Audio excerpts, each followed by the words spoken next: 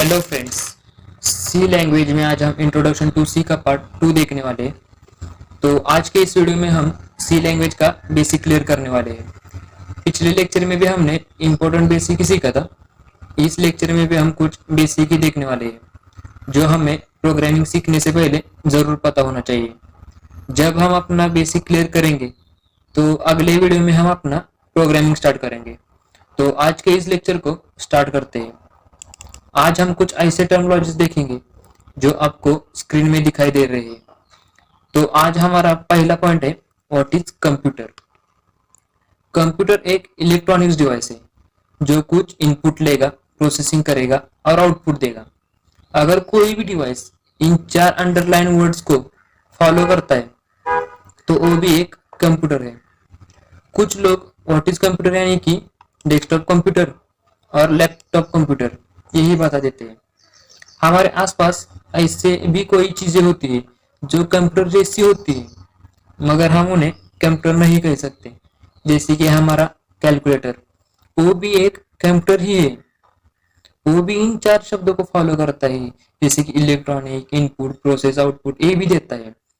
हमारा mobile, digital camera, ये भी एक कंप्यूटर ही है। यानी हमारे सभी इलेक्ट्रॉनिक डिवाइस जिनमें माइक्रो प्रोसेसर चिप लगी होती है, इनमें भी वही होता है जो कंप्यूटर में होता है। जिससे मैं आपसे एक सवाल पूछता हूँ कि हमारा जनरेटर या फैन क्या एक कंप्यूटर है? नहीं, फैन और जनरेटर एक कंप्यूटर नहीं है। माना कि इनमें भी इनपुट और प्रोसेस आउटपुट होता है, बट इलेक्ट्रॉनिक डिवाइस है, नॉट इलेक्ट्रॉनिक। इलेक्ट्रिक और इलेक्ट्रॉनिक ये दो शब्द अलग अलग है। इलेक्ट्रिक डिवाइस ज्यादा पावर पर यानी कि हाई वोल्टेज पर चलते हैं और इलेक्ट्रॉनिक डिवाइस होते वो लो वोल्टेज पर चलते हैं। इलेक्ट्रिक डिवाइस में हमें करंट लगता है पर इलेक्ट्रॉनिक डिवाइस में हमें करंट नहीं लगता। तो आप समझ गए होंगे कि कंप्यूटर क्या है।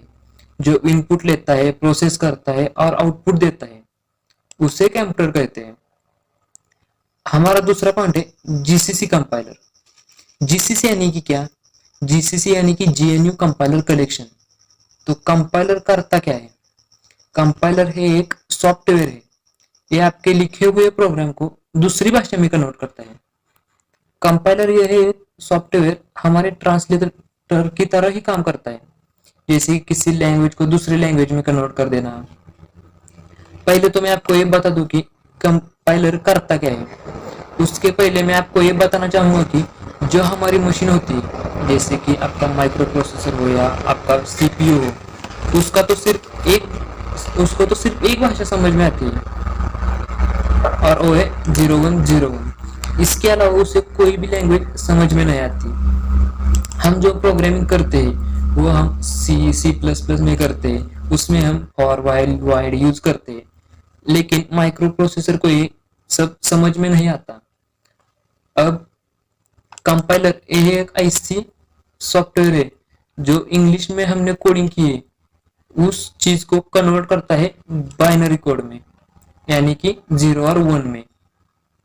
जब भी हम कोई भी प्रोग्राम बनाते हैं तब वो प्रोग्राम कंपाइल करने पर हमारी ऑब्जेक्ट फाइल बन जाती है। अगर हमने प्रोग्राम कंपाइल ही नहीं करा तो वो एरर शो करेगा। जब उसे हमारे प्रोग्राम की लैंग्वेज समझ में नहीं आई तो उस पर काम कैसे करेगा? और आप लोगों को लगता है कि कंपाइलर एरर निकलता है, बग निकलता है, पर ऐसा कुछ नहीं होता है।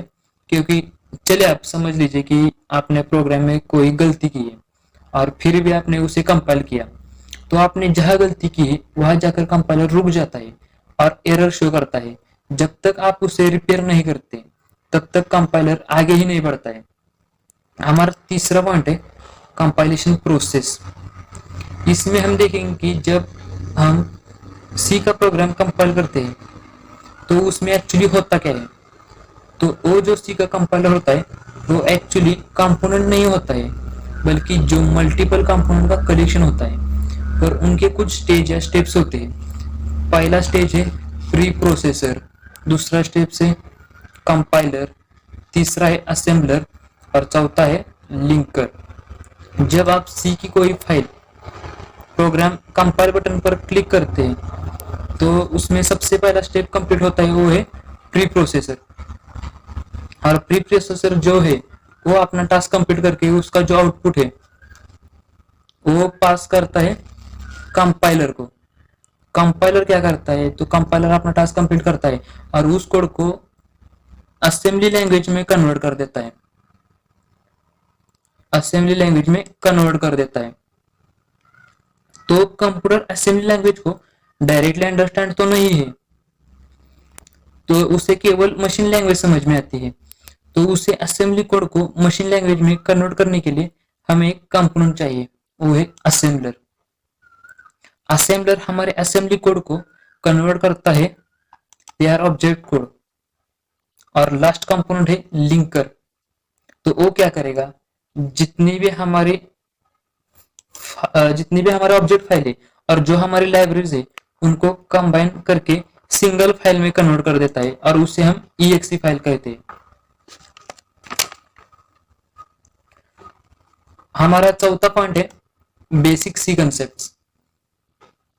प्रोग्रामिंग करने से पहले उसमें यूज किए जाने वाले मूलभूत घटक होते हैं, उन्हें अच्छे से समझना चाहिए। तो देखते हैं कौन से घटक हैं। पहला है कैरेक्टर सेट। कैरेक्टर सेट का 4 विभागों में विभाजन किया जाता है, जैसे कि अल्फाबेट्स, उसमें capital A to Z and small a to Z। दूसरा डिजिट्स है, इसमें सिर्फ 0 to 9 इन्हीं का यूज किया जाता है।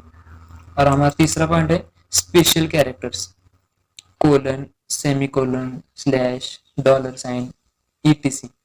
और हमारा चौथा पॉइंट है white space, tab, new line, etc।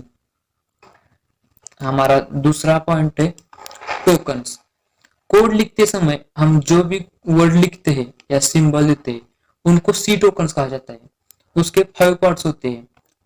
पहला कीवर्ड्स, तो दूसरा तो कीवर्ड्स क्या है, दूसरा आइडेंटिफायर्स और तीसरा कांस्टेंट और चौथा सिंबल्स। तो कीवर्ड्स करता क्या है, कीवर्ड्स यानी कि C लैंग्वेज में कुछ रिजर्व वर्ड्स होते हैं, उनको आप कहीं और यूज नहीं कर सकते। हमारे C लैंग्वेज में 32 कीवर्ड्स होते हैं। दूसरा है आइडेंटिफायर्स। जब आप कहेंगे कि आइडेंटिफायर्स क्या होता है, तो जब आप C लैंग्वेज में वेरिएबल नेम लिखते हैं तब उसको आइडेंटिफायर्स बोला जाता है। इसका सिंपल मतलब है आइडेंटिफाई करने वाला वर्ड। इसमें आप वेरिएबल का नाम लिख सकते हैं, फिर आपने कोई स्ट्रिंग लिखी है तो वो आपका आइडेंटिफायर है। हमारे प्रोग्राम में printf, scan, get ch, clear screen, ये जो फंक्शन होते हैं उनको भी हम आइडेंटिफायर्स ही बोलेंगे। प्रिंटफ क्या है, तो वो एक फंक्शन है और उस फंक्शन को यूज करने के लिए प्रिंटफ इस वर्ड का यूज करते हैं, तभी इन्हें आइडेंटिफायर्स कहते हैं। फिर हमारा तीसरा पॉइंट है कांस्टेंट और स्ट्रिंग। इनमें कुछ ज्यादा खास बात नहीं है।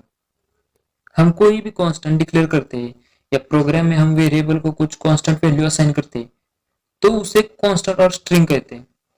और हमारा चौथा पॉइंट है सिंबल्स। तो सिंबल्स हमें पता होते हैं, तो हमें C लैंग्वेज में colon, semicolon, curly braces, slash, angular bracket, इन्हीं सिंबल्स का यूज करते हैं।